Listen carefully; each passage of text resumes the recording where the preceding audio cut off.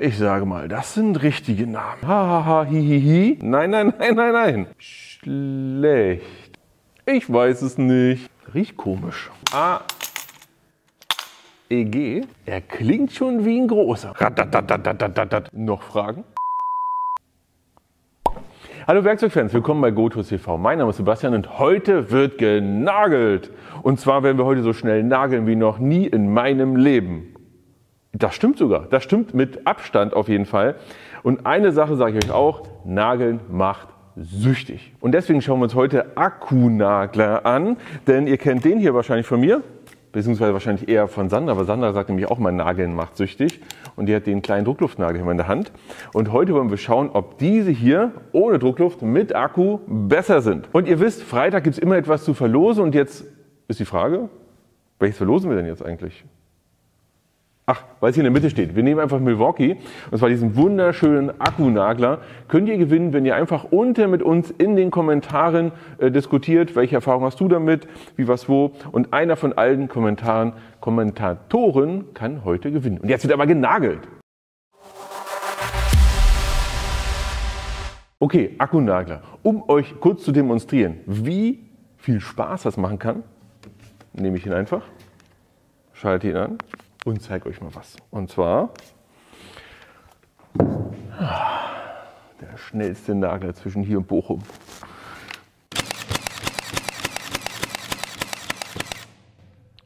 Noch Fragen? So, aber jetzt mal ganz im Ernst. Es ist so, wir haben hier Stifte drin. Und zwar, ja, hier sehen wir schon einen, der hier durchgekommen ist, aber da kommen wir nachher nochmal zu. Hier sind keine richtigen Nägel drin, sondern Nagelstifte. Die zeige ich dir auch gleich nochmal im Detail. Und weil ihr es wolltet, haben wir auch ein sehr breites Feld mit dabei. Wir haben jetzt sogar Ryobi oder Ryobi dabei, wir haben Makita, wir haben Milwaukee, wir haben Works, so Works, ja, genau, wir haben Works und AEG.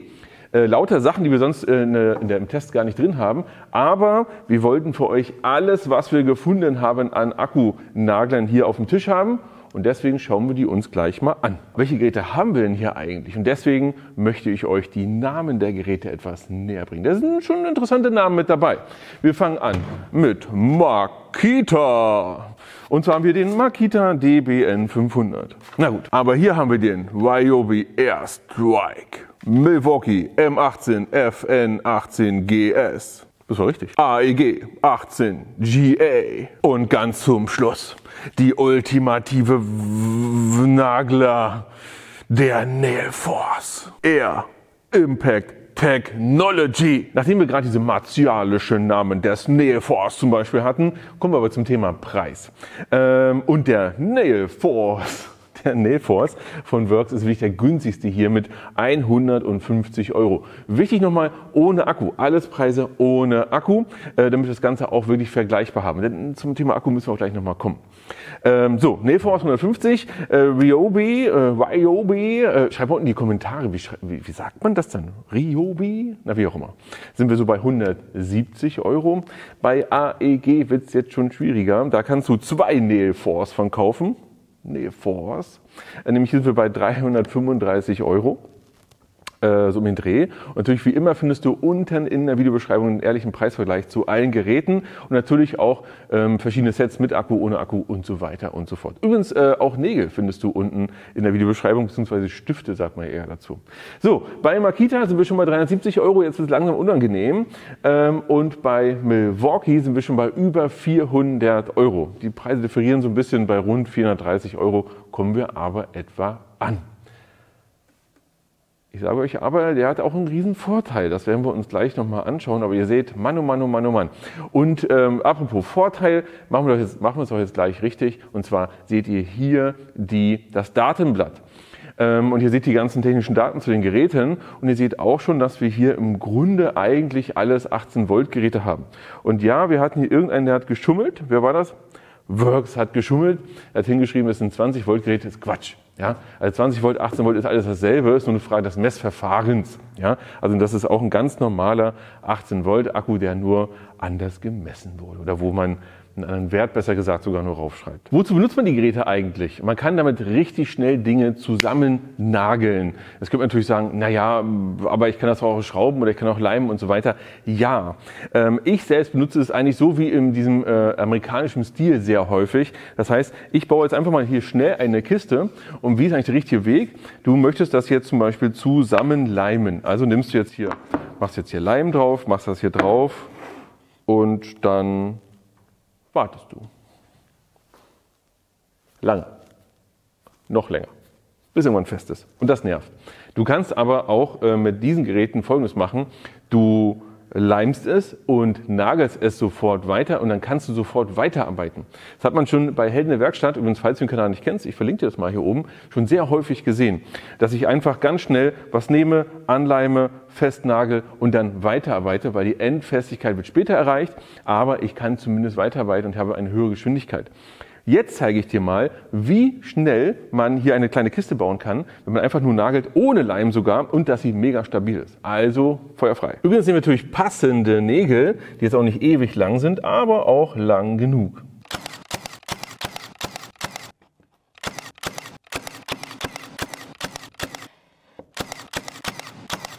Und fertig ist das Ganze.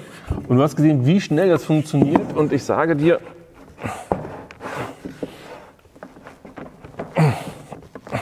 kannst du vergessen.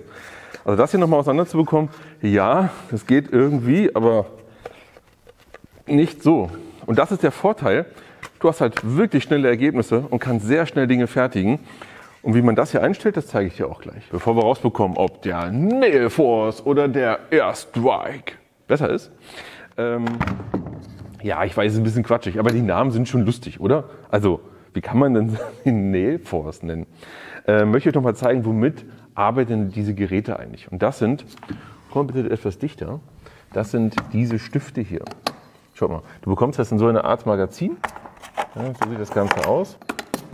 Das gibt es auch in verschiedenen Größen. Und hier seht ihr mal einen einzelnen Stift. So sieht der Stift aus. Ja? Und der wird hier ins Holz getrieben. Und ihr seht auch hier, der ist auch nicht sonderlich spitz. Ja? Also das ist hier einfach nur so quasi ein abgekniffener Draht.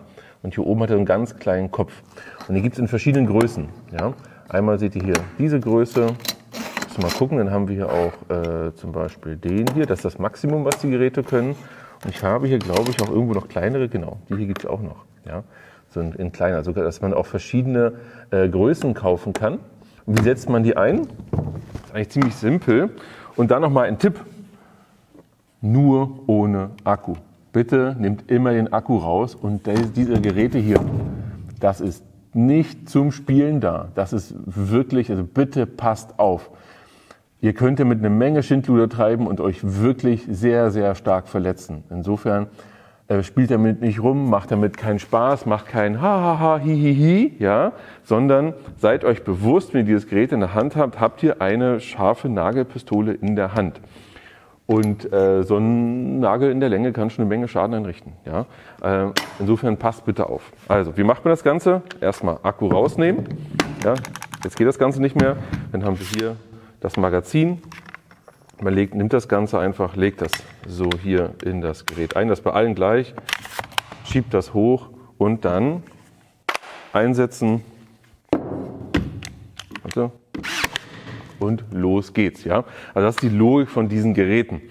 Und jetzt schauen wir uns doch mal alle Geräte einzeln an. Als erstes nehmen wir Worx. Das ist unser günstigstes Modell. Und übrigens weiß ich genau, dass eine Frage kommen wird. Und zwar, wie viel Nägel schaffe ich denn mit einer Akkuladung?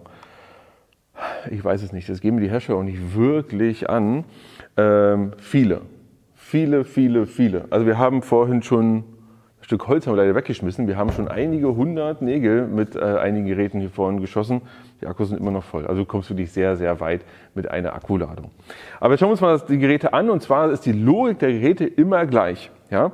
Du hast hier vorne, wir nehmen es mal wieder raus, du hast hier vorne einen Mechanismus. Ja? Hier, du musst den hier aufsetzen. Und erst wenn das hier quasi aufgesetzt ist, entriegelst du das Ganze. Ja? Das ist ganz wichtig. Hier aufsetzen und dann kannst du hier unten abdrücken. So, jetzt machen wir wieder rein. Und jetzt ist ja, das Ganze ist ja scharf, aber ich kann nicht schießen. Aufgrund der Tatsache hier oben. Aber jetzt nicht anfangen mit Ausprobieren hier mit dem Finger. Nein, nein, nein, nein, nein.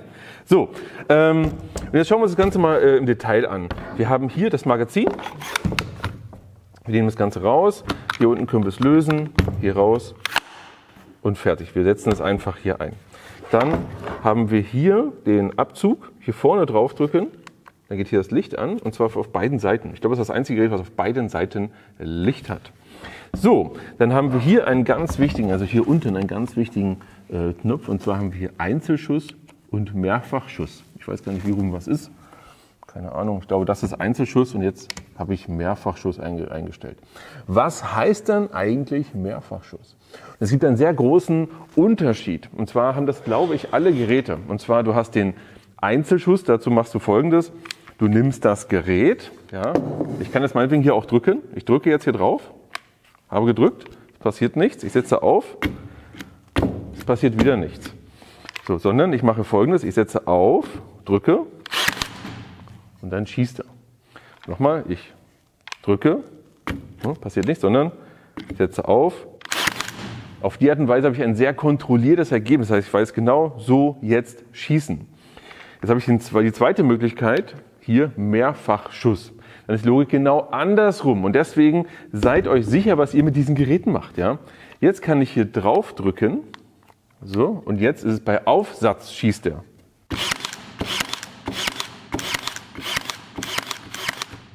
Ja? Ihr habt gerade gesehen, dass er es auch relativ schnell kann. Und natürlich machen wir nachher auch noch ein Battle. Ja? Und zwar, wenn wir Folgendes machen. Wir werden nachher 30 Schuss pro Gerät schießen. Mal gucken, wer am schnellsten ist. Der schnellste Nagler zwischen hier und Bremen, hat die ja vorhin schon gesagt. So, ja, also das ist der Unterschied und ihr seht hier, dass hier auch ein gewisses Gefahrenpotenzial herrscht. Denn wenn ihr das jetzt nehmt, könnt ihr theoretisch auch irgendwo, oh ja, ich nehme jetzt hier mal und dann landet ihr irgendwo in der Wand oder im Tisch oder in was Ähnlichem. Also seid euch deswegen bewusst, was ihr macht und hantiert damit nicht irgendwie rum.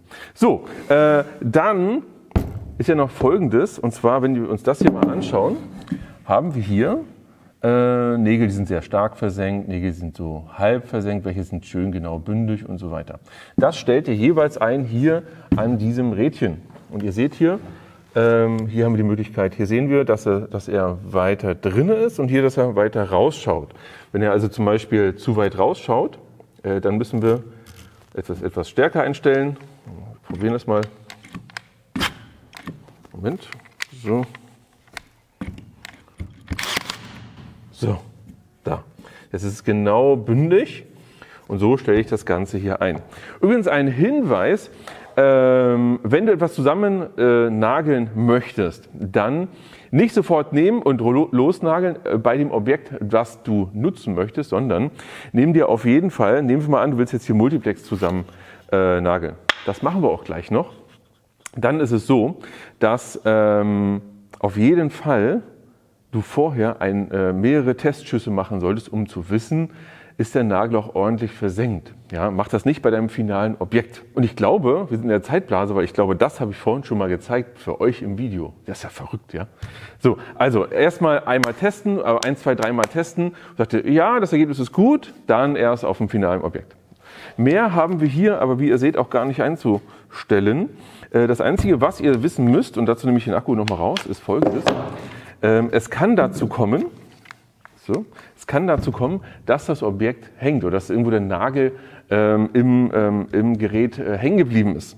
Ja? Und dazu könnt ihr eigentlich an das Ganze ran. Jetzt, oha, das ist interessant, das ist mir vorhin gar nicht aufgefallen. Das ist schlecht, weil, ich zeige euch mal, bei allen anderen Geräten ist das vernünftig gelöst. Wenn das mal hängen sollte, dann habt ihr hier eigentlich, Akku raus, dann habt ihr hier die Möglichkeit, das Ganze hochzuziehen. So, genau, ihr seht schon, dann fällt das Magazin raus und dann kommt ihr hier dran. Hier nicht. Bei dem 150 € Works-Gerät müsst ihr das anders machen, nämlich erst einmal so, Magazin raus, wieder rein, dann nehmt ihr das hier, den Schlüssel, und fuddelt das Ding hier ab.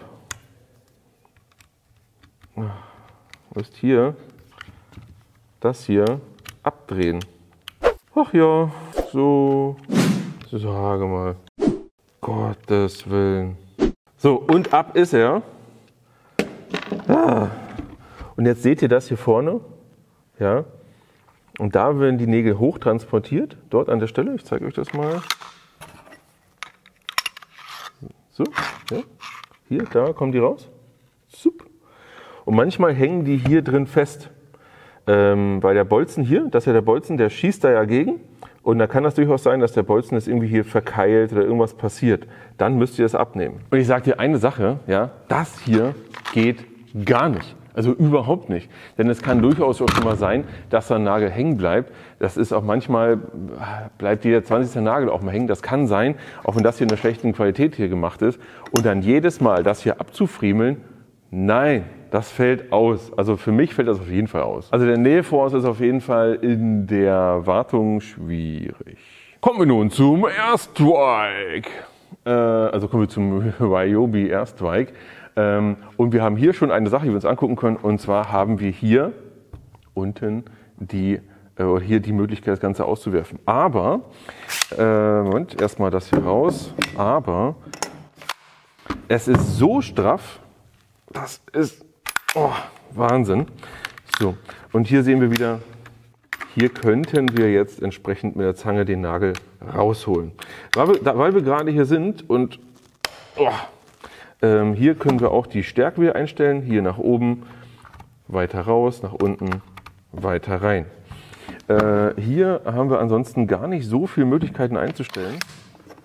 Ich lade ihn mal wieder. Und zwar haben wir hier eine Taste. Hier haben wir die Leuchte eingeschaltet. Und hier können wir dann loslegen. Hier wieder die Möglichkeit, das Ganze auf Mehrfachschuss oder auf Einzelschuss zu stellen.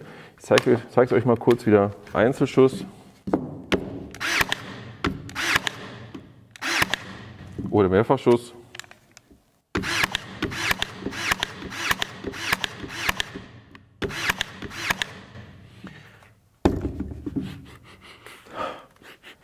Riecht komisch. Vielleicht, weil er so neu ist. Eine Sache noch, hier hinten kann man den Luftdruck einstellen. Wenn einer von euch weiß, wozu das gut ist, dann sagt uns das doch mal, weil so richtig rausgekriegt habe ich es nicht. Also im Handbuch steht drin Luftdruck, aber was heißt denn das jetzt? Egal, da kann ich drehen oder nicht drehen. Die Tiefe des Nagels beeinflusst es auf jeden Fall nicht. Vielleicht, wie schnell er nachlädt. Könnte natürlich sein. Nochmal. Oh, das ist aber auch wieder typisch Sebastian, hier viel zu fest angezogen. So. So.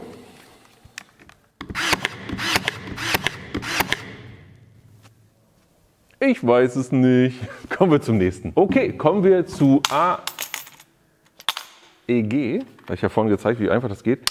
Hier ist es viel einfacher und ich finde den Hebel hier wirklich gut, muss man ja mal sagen. Ja? Also der Hebel hier, der ist schön groß und sehr griffig. Und wir hatten es vorhin auch schon, dass hier auch schon mal was hängen geblieben ist, hier an der Stelle.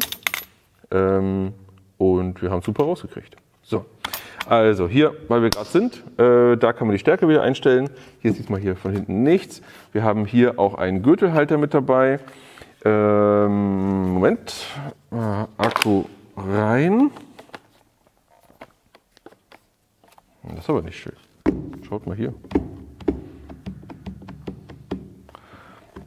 Also fester sitzt er nicht. Das finde ich von der Qualität her aber nicht schön.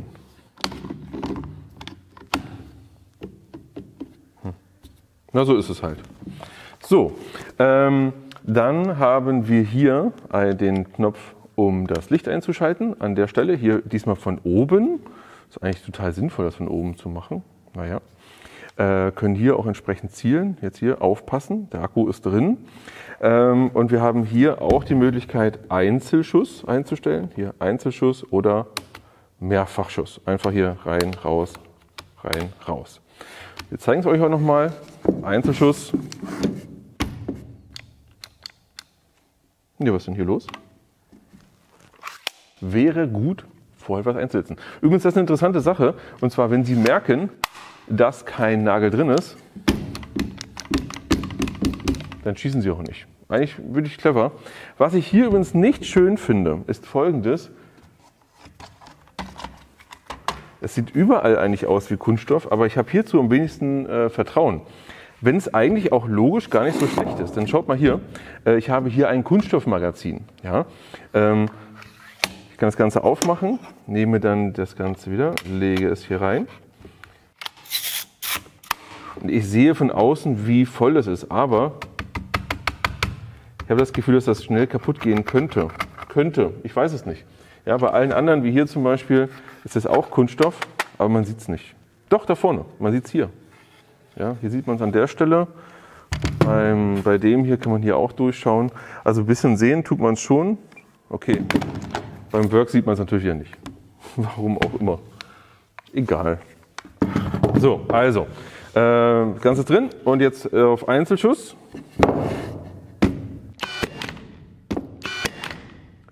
Er klingt schon wie ein großer, muss man sagen. Also man hat das Gefühl, hier geht es auch richtig voran. Hui, hui, hui, hui.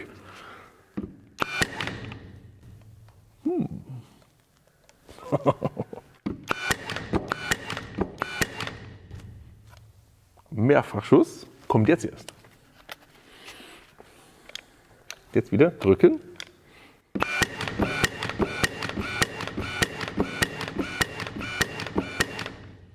Ich sage mal, das macht Spaß. Ja, aber wir haben noch einen Vertreter, der kann das noch mal schneller. Übrigens, jetzt sei jetzt schon mal eine Sache gesagt. Und zwar, was ich sowohl beim AEG als auch bei dem Strike und so weiter nicht gut finde, ist, es gibt keinen Schalter, um das Gerät bewusst auszuschalten, wenn ein Akku drin ist.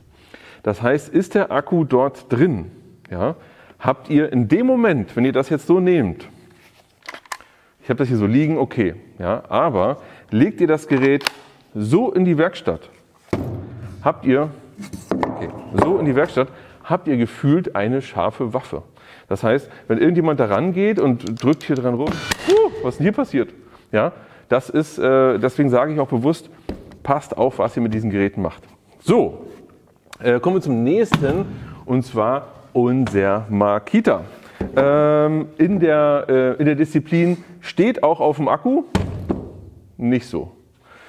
Und in der Regel macht er Folgendes, er bleibt stehen, weil meistens kippt er nach rechts oder links.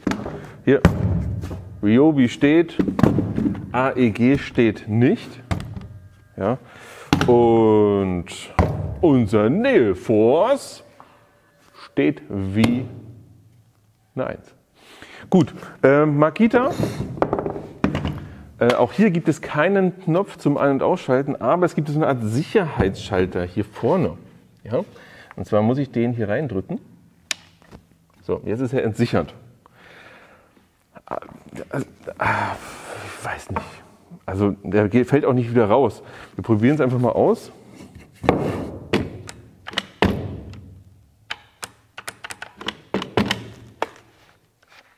Moment.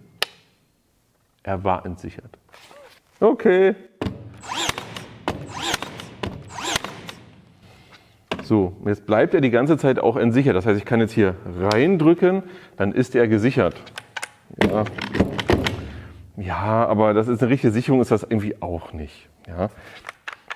Und kindersicher ist es vor allem erst recht nicht. Ich meine, lasst sowas hier nicht liegen, wenn Kinder in der Nähe sind. Also ich drücke das hier einfach rein und kann jetzt wieder loslegen. Ich habe hier den Schalter für für das Thema Mehrfachschuss. Also hier ein und aus. Also hier bin ich jetzt, glaube ich, auf einen Einzelschuss. Mal gucken. Ja, jetzt Mehrfachschuss. Schauen wir mal.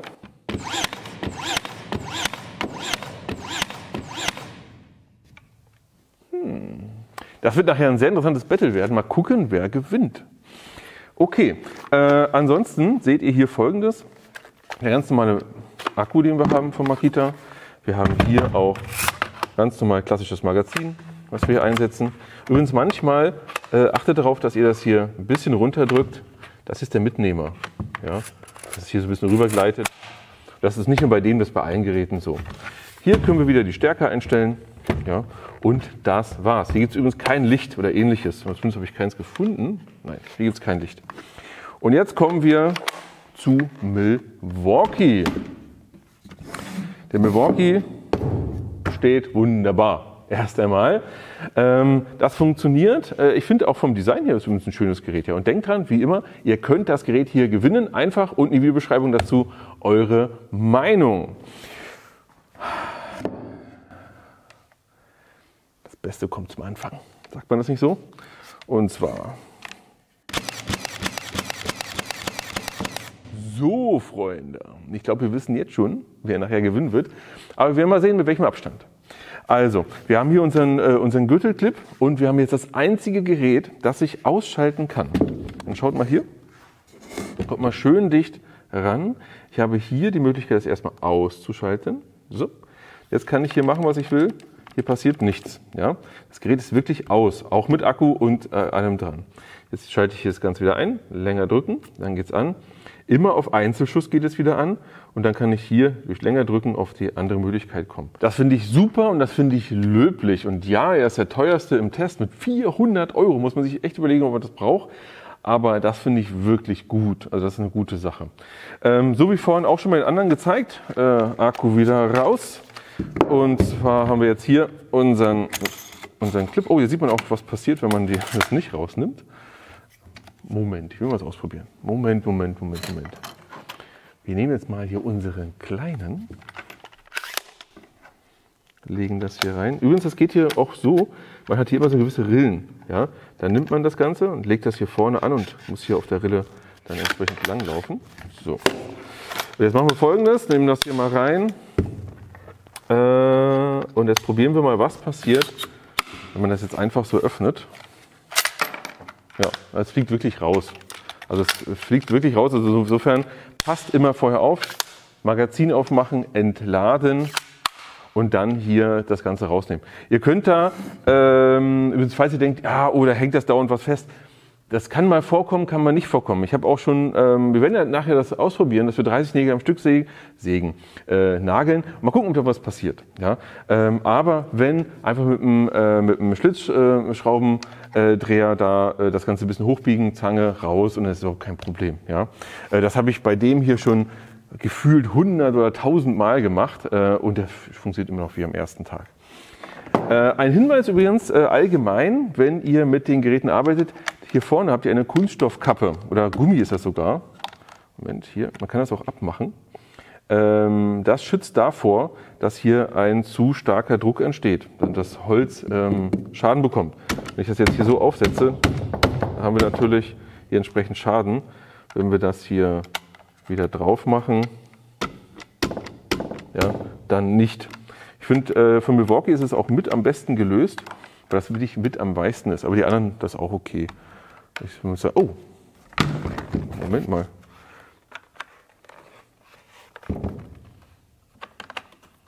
Das Metall, hier gibt es kein Gummi. Oh, ich habe es nicht gefunden. Kann natürlich sein. Aber das ist nur ein Detail. Das war es eigentlich auch schon an dem Ganzen. Und ihr habt gesehen, dass das relativ schnell schießt. Oh, hier habe ich sogar noch mehrere. Das ist ja der Hammer. Ich habe hier sogar noch mehrere andere. Schaut mal hier. Hier habe ich noch, naja, bevor ich es jetzt abfriemel, ich habe noch diese Spitze und auch noch diese Spitze, die ich auch entsprechend hier vorne noch dran tun kann. Es folgt der Nagelwettbewerb. Wir werden jetzt Folgendes machen, und zwar die längsten Nägel, die wir haben. Ihr seht hier, das geht schon ordentlich ins Material rein. Wir nehmen jedes Gerät auf Mehrfachschuss und werden mal schauen, wer schafft 30 Nägel am schnellsten. Und nehmen wir wirklich 30? Nee, wir machen 15. Wir machen 15 am Stück, damit ich hier keine Zeitrafferaufnahme machen muss. Und dann legen wir jetzt nämlich auch los. Wir haben jetzt hier Nummer 1, einlegen, Nailforce.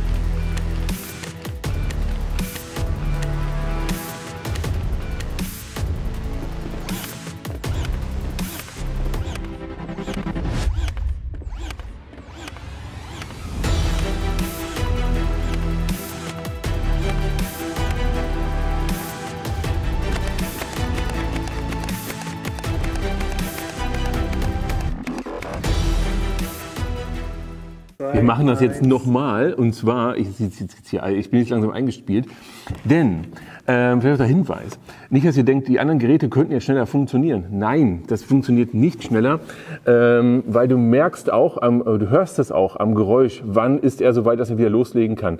Und ich habe bei einigen es auch noch schneller ausprobiert, dann bleiben sie stecken. Also das war schon so ziemlich das Maximum, was geht. Und jetzt aber nochmal hier unser Freund.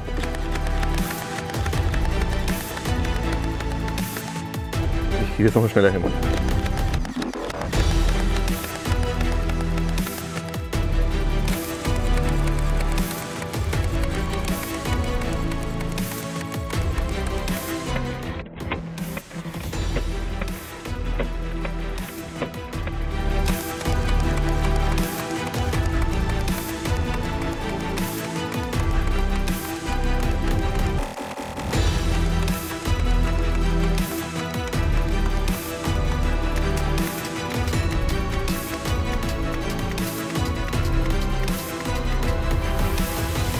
Buja! Ja, wir haben hier also gerade auch gesehen, was Druckluft so schafft. Und wir haben auch gesehen, dass Druckluft jetzt sich hier vorne nicht verstecken muss. Aber wir haben natürlich ein Problem. Wir brauchen hierzu nicht nur einen Akku, sondern auch einen Kompressor. Aber auch ein Akku und Akkulader kostet natürlich auch Geld. Aber ihr habt einen zentralen Nachteil. Ist das hier. Das ist der Nachteil. Nämlich ich habe immer einen Schlauch dabei und in dem Fall ist jetzt der Schlauch auch zu Ende.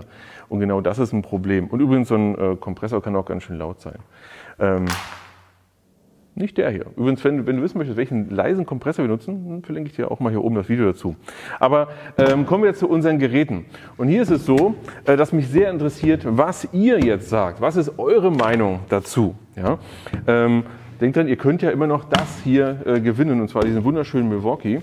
Und lasst uns mal ein ganz kurzes Kurzfazit uns anschauen. Ihr bekommt jetzt hier, und zwar, Moment, dort eingeblendet, wer wie schnell war. Ich kann hier ein bisschen schummeln, denn wir haben es ein bisschen mitgestoppt. Und der schnellste war mit Abstand hier Milwaukee. Und hier war es sogar eher so, dass meine eigene Fähigkeit hier wirklich die Bremse war. Die anderen konnten nicht schneller, als ich es gemacht habe. Das Works-Gerät würde ich persönlich auf jeden Fall ausschließen, außer du hast einen Works-Akku. Wenn du bereits Works-Akkus hast, nimm das Gerät, damit kannst du nageln, es funktioniert. Ja? Wir haben auch gesehen, alle konnten entsprechend hier die Nägel versenken, das ist überhaupt kein Problem. In Hartholz wirst du es nicht benutzen, dafür, also bitte mach das nicht. Also wenn du Hartholz hast, dann mach was anderes. Eine andere Verbindungsarten. Ja? Insofern wird der hier von Kraft her von allem ausreichen, ist okay, ist ein Gerät, bums, macht sein Ding, kein Thema. Aber das Abschrauben hier unten, das geht nicht. Nee. So, dann haben wir hier unsere anderen Protagonisten, die alle einen guten Job machen. Ja? Da kann man überhaupt nichts sagen. Nimm den in dem Akkusystem, in dem du schon zu Hause bist. Wenn ich mich für einen entscheiden würde, würde ich ganz klar Milwaukee nehmen. Von der Sache her ist das aber eigentlich Quatsch, weil er ist super schnell. Das machst du aber nicht. Also wann machst du das, dass du sagst, ich muss jetzt 15 Nägel in 4 Sekunden versenken? Das machst du 1-2 Mal einfach, um Spaß zu haben. Und dann arbeitest du ganz normal. Und du willst ja auch eine gewisse Präzision haben. Ja? Insofern, und das musst du natürlich auch einstellen, machen und tun, insofern kannst du natürlich jedes Gerät hiervon nehmen. Ich persönlich mag den Milwaukee von der Handhabung sehr gern. Ich mag es auch sehr, dass ich ihn ein- und ausschalten kann. Das finde ich super. Und ich finde auch, er ist wahrscheinlich, glaube ich, sogar mit einer der leichtesten. Habt ihr in der Datentabelle gesehen. Auf jeden Fall ist das mein Fazit. Tolle Geräte. Wenn du noch keinen Nagler hast, würde ich auf jeden Fall raten, hol dir einen Nagler, denn Nageln macht süchtig. Ultimativ, da hat Sandra schon immer recht gehabt, denn hast du keinen Nagler, dann hast du keinen Nagler. Und jetzt ran ans Werkzeug, ran ans Nageln und bis zum nächsten Mal.